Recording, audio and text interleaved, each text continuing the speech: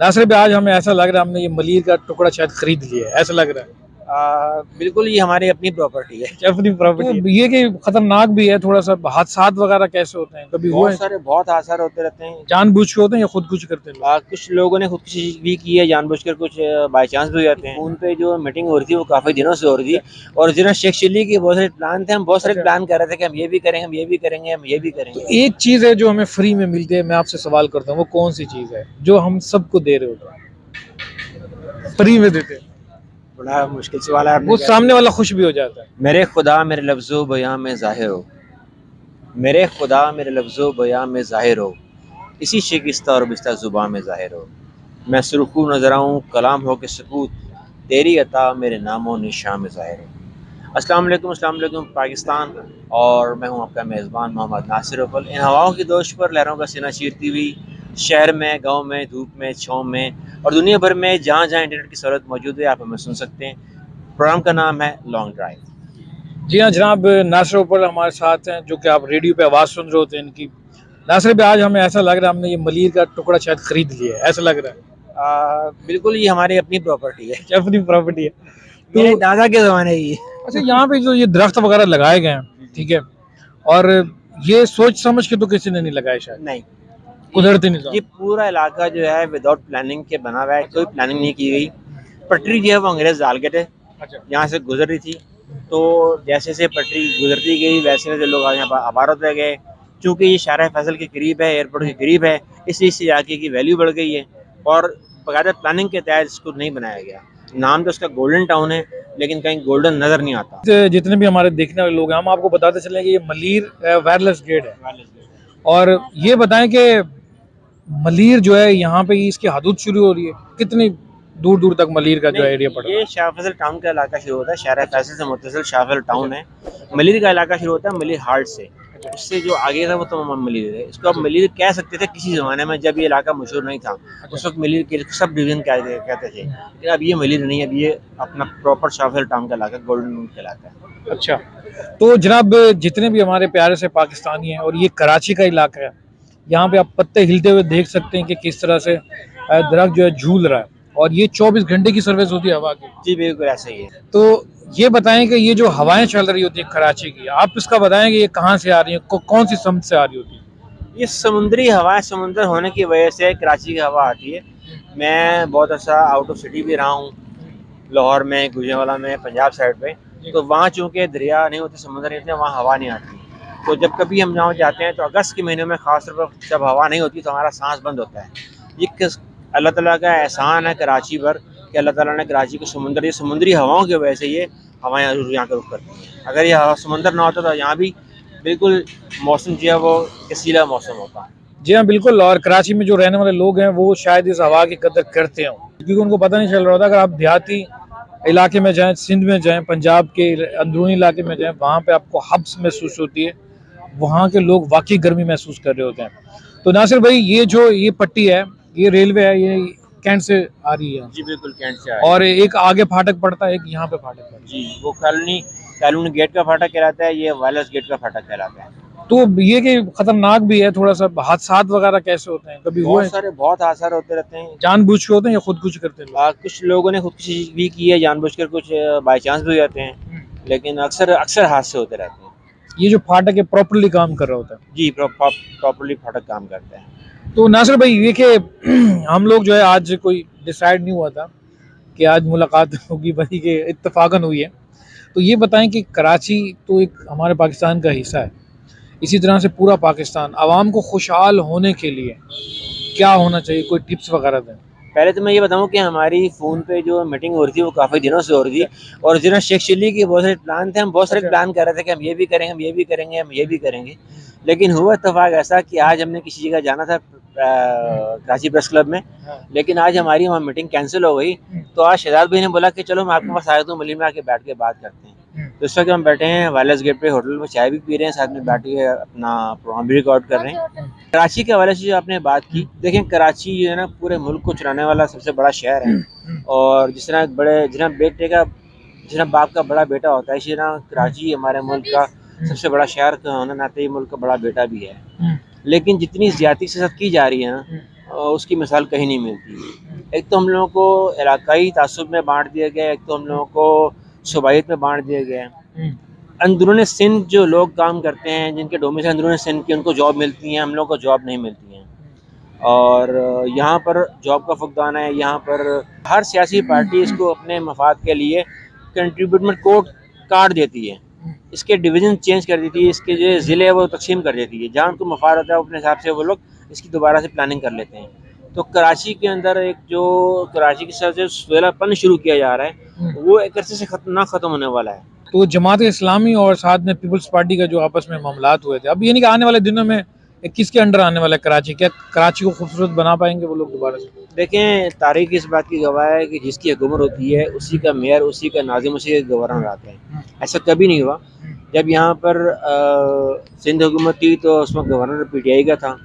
अब जब सिंध हुकूमत की है तो मेयर भी सिंध हुकूमत का आ गया है। हालांकि इस बार बहुत कोशिश की जा रही थी कि कराची का जो मेयर है वो जमात इस्लामी से मुंतखब हो, लेकिन क्या किया कि किस तरह से मैनेज किया गया, कि सिस्टम को उस तरह बनाया गया कि पीपल्स पार्टी का जो उम्मीदवार है वो सामने आके मेयर की हैसियत से सीट लेके चला गया। तो जनाब शिकवे शिकायत भी चल रहे थे और जमात इस्लामी को काफ़ी एडवर्टाइजमेंट भी किया गया हर तरह पे, यहाँ से भी मेरे ख्याल में रोड ब्लॉक किया जाता था बार बार। पर ये कि सब वही होता है कि कराची को जिसका कराची है उसे ही दिया जाए तो खूबसूरत बने। समझ तो गए होंगे आप? जी मैं समझ गया। तो क्योंकि जो इस मट्टी के साथ रहने वाले हैं, जिनका कोई ठिकाना नहीं है, यहीं पे रहना उन्होंने, वही से खूबसूरत बनाएंगे। क्योंकि मेरा भी मानना यही है कि तकरीबन कोई 15-20 साल से कोई काम हुआ नहीं है कराची के। नहीं, कराची में कोई तरक्याती काम नहीं हुआ, और इसी बात पे हैरानगी होती है कि जब फंड मिलता है कराची की बेहतरी के लिए, तो वो फंड आखिर जाता कहाँ है। अब कुछ सुनने में आया कि कुछ लोगों ने इलेक्ट्रिक बसें चला दी हैं, रेड बसें चला दी हैं, ग्रीन पिन बसें चला दी हैं, अब कुछ सुनने में आ रहा है। लेकिन अभी जिस रोड पर हम बैठे हैं, अगर आपको दिखाऊँ, हम जाके चल के देखेंगे, इस रोड पे लाइन से उस रोड तक गड्ढे खोदे हुए हैं। और पिछले अभी 3-4 दिन पहले एक जो हम तो दिखा रहे हैं कि रहायशी, हमें तो पता है कि गड्ढे कहाँ खोदे हुए हैं, हम तो साइड से गुजर रहते हैं, लेकिन जो स्पीड से आ रहते हैं वो सीधा गटर में गिरते हैं और सरिये लगे हैं। पिछले दिनों 3 दिन पहले किसी की डेथ भी हो गई है, सीने में सरिये लगे हैं, बेचारा मौके पर डेथ हो गई है। जी, गड्ढे खुले हुए तकरीबन 1 साल हो गया। काम तो पर करते हैं खोदने के तो लिए, उसकी कोई वीडियो बना के कोई आला हुकाम तक पहुंचाया, यहाँ का जो नाजिम हो जिसने वोट लिया, अभी करते हैं, आपको वो भी दिखाते हैं, आपको विजिट भी करवाते हैं। ठीक है। लेकिन ये कि काम तो पर तरक्याती होते हैं लेकिन मुकम्मल नहीं होते। वो फंड कहाँ जाते हैं, फंड के नाम पर, खुदाई के नाम पर, काम के नाम में फंड लिया, लेकिन वो फंड जाते कहाँ इसकी आज तक समझ नहीं आ सकी है। तो जनाब ये कराची का मामला नहीं है। कराची में और जिस तरह से जैसे पंजाब में भी हो, मैंने जो अगर कराची में जो देखा है खास तौर, नाले तो अच्छे इन्होंने कर दिए। ये बात इत्तेफाक करते हैं कि नहीं करते? नहीं, मैं इससे इत्तेफाक नहीं करता, ये मैं इससे बिल्कुल इत्तेफाक नहीं करता। कराची के नाले साफ करने से नहीं, नाले स्ट्रॉन्ग कर दिए, उनके जो बाहर पानी निकल जाता था वो भी गहराई कर दी उसकी, बहुत अच्छे तरीके से बना। जो मैंने देखा है शाहरा फैसल के अंदर जो नाले बने हैं, जो रोड पर सुराख किए, वो तो मैं उसकी तो मैं गवाही दूंगा, मेरी आंखों के सामने हुए हैं। जो मेरी आंख के पोशीदे हैं उसको तो मैं कुछ नहीं कह सकता, लेकिन मैं ये कहूँगा कि कराची इतना बड़ा शहर है, कराची तो एक सैर व सेहत का गढ़ बन सकता है, एक हब बन सकता है। यहाँ पर समुंदर है, समुंदर की सी साइड को खूबसूरत बनाएं। क्लिफ्टन में पहले झूले हुआ करते थे, क्लिफ्टन में पहले सी साइड हुआ करती थी, क्लिफ्टन में दरख्त लगाएं, मछली घर हुआ करता था, म्यूजियम हुआ करता था, वो अब चीज़ें वहाँ पर नहीं हैं। तो वैसी चीज़ें बनाई जाएँ जाके जो बाहर से लोग आने वाले हैं वो आके विजिट करें, उससे कराची को फ़ायदा होगा, कराची के इलाके को फ़ायदा होगा। वही पैसा कराची पे लगाया जाए तो कराची तरक्की करेगा। तो जी हाँ जनाब, कराची की जो बात है, ये कुछ इलाके ऐसे हैं जो कि मिडिल क्लास भी हमारी तरह के लोग रहते हैं, ये उन इलाकों की बात हो रही है। पर ये डिफेंस में बहुत हाई क्लास के लोग रहते हैं। और इसी तरह से आपने काफ़ी जगहों की बात की जो कि बुरे हालात में है। पर ये कि चिड़ियाघर का आपने जिक्र नहीं किया, कराची का जो जू जो है। चिड़ियाघर को अब उन्होंने सुनने में आया कि उन्होंने अपडेट किया है। अच्छा। 2 साल पहले मैं गया था चिड़ियाघर, तो वहाँ की हालत इतनी सी अच्छी नहीं थी। उसमें चंद जानवर थे, शेर नहीं था उसके अंदर, कुछ बंदर थे और कुछ चीज़ें थी ऐसी जो देखने वाली थी। लेकिन अब सुनने में आ रहा है कि उसको अपडेट उन्होंने किया दोबारा। तो जनाब इस वक्त जो है मेरे ख्याल में गाड़ी भी आने वाली है पीछे से, अब यहाँ पे बैठे हुए हैं। और ये कि कराची की बात हो रही है, हम कराची की बात नहीं करेंगे, हम पूरे पाकिस्तान की बात करेंगे। अब ये तो ठीक है, हमारे जो अंदरूनी जो जगह हैं, हमने जहाँ आंखों देखा हाल है वो हम बता रहे हैं। तो ये बताएं कि जो पाकिस्तान के और सूबे हैं उनकी क्या सूरत हाल है, वो क्या हो रहा है उनके साथ? देखिए, मैं ये समझता हूँ कि जो कंडीशन इस वक्त लाहौर की है ना, वो कराची से बहुत बेहतर है। लाहौर को उन्होंने बहुत खूबसूरत बना दिया है, लाहौर को उन्होंने बहुत अच्छा बना दिया है। लाहौर से पहले इस्लामाबाद था।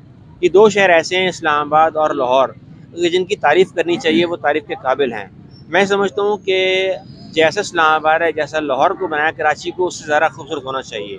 कराची की यानी तवज्जो क्यों नहीं दी गई, एक सवालिया निशान है। नहीं, कराची की जगह तो बनी हुई है, उनको पॉलिश करना है थोड़ा सा। देखिए, जगह तो बनाई हुई है, काम नहीं हो रहा, सफाई नहीं हो रही, मेंटेन नहीं हो रही। पॉलिश तो नेमतुल्लाह खान साहब के दौर में भी किया था। जब MQM के नाजिम थे मुस्तफ़ा कमाल साहब, उन्होंने भी किया था। उससे पहले मुस्तफ़ा कमाल से पहले नेमतुल्लाह खान साहब ने भी किया था। ये 2007 की बात करें। जी, 2007-2006 की मैं बात करूं। लेकिन वो जो पार्क उस वक्त बने गए थे, वो जो पार्क बनाने के बाद उनकी हालत क्या हुई, आज वो पार्क तो मौजूद हैं, लेकिन वहाँ पे कचरा कुंडी की हाँ ढेर बिल्कुल लगे हैं। बिल्कुल, ये बात से इत्तेफाक है। कचरा कुंडी की ढेर लगे हैं। हम काम तो करते हैं, लेकिन उस पर तवज्जो नहीं करते, उस पर चेक एंड बैलेंस नहीं करते। ये सबसे बड़ा मसला ये है, इस पर तवज्जो करनी चाहिए। तो जनाब, पाकिस्तान के जो है लाहौर और इस्लामाबाद की आपने बात की कि ये बेहतर है, पर ये जो मसाइल हैं वो हर तरह से होते हैं। कहीं ना कहीं गली मोहल्ले से, सोशल मीडिया, फेसबुक हो गया, आपको कहीं ना कोई गवाही दे रहा होता है वीडियो क्लिप के जरिए। और अभी एक रिसेंटली बहुत बड़ा वाकया भी हुआ है, जो कि पंजाब जो सराइकी बेल्ट है, यूनिवर्सिटी के हवाले से कोई सीन हुआ। ये भी एक हमारे लिए बड़ी शर्मनाक बात है। तो जनाब, पाकिस्तान के अंदर जो है हर चीज़ चल रही है, और जो दुख और दर्द समझते हैं इसका, वो जो है इस तरह की हमारी तरह बातें भी करते हैं, लिखते भी हैं कहीं पे। आप ये बताएं, जहाँ पे हम लिखने की बात आ गई, आज़ादी सहाफ़त तो कितना आजकल जो है ना आसानी है इस मुल्क के अंदर। देखिए, सबसे पहले तो मैं आपको बताऊं कि मैंने न सिर्फ कराची, लाहौर, इस्लामाबाद, बल्कि पूरे पाकिस्तान को मैंने विज़िट किया है। बहुत से शहरों में मैं देखा, कोयटा, पेशावर, मुल्तान, हाफसाबाद, गुजरांवाला, लाहौर, वज़ीराबाद, सब शहरों में मैं गया हूँ। लेकिन बात वही है कि सबसे अच्छा मुझे लाहौर लगा है, ज़िंदा दिलाना शहर लाहौर लगा है। जहाँ तक आपने सहाफ़त की बात की है, सहाफ़त के अंदर ऐसा है कि किसी ज़माने में सहाफ़ी का एक बड़ा रोब, एक बड़ा भरम होता था, और सहाफ़त का जो अपना कोई किसी इदारे को प्रेजेंट करता था, वो अपना कार्ड दिखाता था, तो उसकी बड़ी वैल्यू की समझी जाती थी और उसको बड़ी इज़्ज़त दी जाती थी। लेकिन अब ये है कि अब सहाफ़त का वो मेयार पहले वाला नहीं है। आज के दौर में अगर कोई सहाफ़ी सच लिखना शुरू करता है, तो उसको या तो उठा लिया जाता है, या उसको मार दिया जाता है, या उसके पीछे एजेंसी लगी जाती है। आज सहाफ़त की ज़ुबान को खुलेआम में जो कहना, वो इतना आसान नहीं है।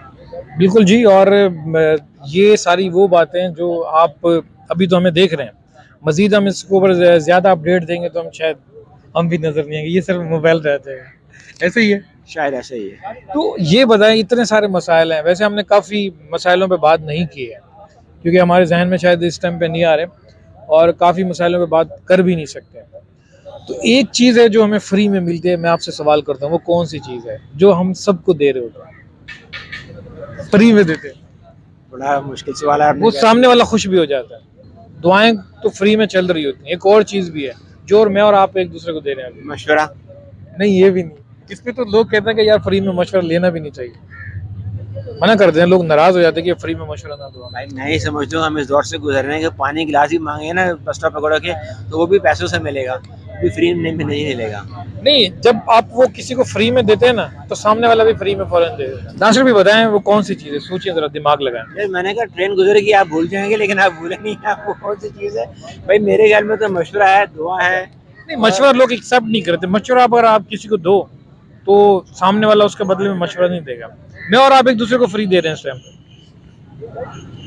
वक्त, टाइम दे रहे हैं आपको। ये भी इतना फ्री नहीं होता यार, यकीन की नहीं। बात, 3 मशीन मैंने आपको तीनों की ये फ्री नहीं है। अब मैं चौथा क्या बोलूँ, आप बोले ये भी फ्री नहीं है, तो फिर आप ही बता दो, आप उनसे कसौटी खेल रहे हो। आप अभी जो है, देखो वो बंदा भी फ्री में दे रहा है, देखो उसके चेहरे की तरफ मुस्कुराहट। तो इतनी देर से क्यों पता चला? मुस्कुराहट आप फ्री में दे रहे हैं। हाँ, तो हम एक दूसरे को दे रहे हैं ना मुस्कुराहट फ्री। तो ये मुस्कुराहट जो है आप लोगों को भी फ्री में मिल रही है। ये चेहरे पे वैसे सजी रहनी चाहिए, सही रहना चाहिए, और वक्त के हिसाब से होनी चाहिए, ये ना कि बिला वजह आप हंसते रहें। नहीं बिला वजह से तो फिर पागलपंती में आएगा ना। ये कि हमारे यहाँ एक छोटा सा बच्चा है, अभी उसने होश नहीं संभाला, वो चेहरे की तरफ देखता है, अब उसको पता है कि मुझे मुस्कुराना है। वो चाहे उसके सामने कोई रो रहा हो, कुछ कर रहा हो, तो वो जनाब उसके सामने मुस्कुराता है, और दांत भी नहीं है। बड़े प्यारा सा बच्चा है वो, क्योंकि मैं देख रहा होता हूँ उसे। तो ये चीज़ होती है जनाब, ये सारी चीज़ें फ्री में मिल रही होती हैं। तो नासिर भाई, ये जैसे आज आपकी और मेरी मुलाकात हुई है, तो इसी तरह से कुछ आपने प्लानिंग बताई थी शहजाद साहब, सबसे पहले तो आपको शुक्रिया बहुत बहुत कि आपने वक्त निकाला और आप मेरे पास आए।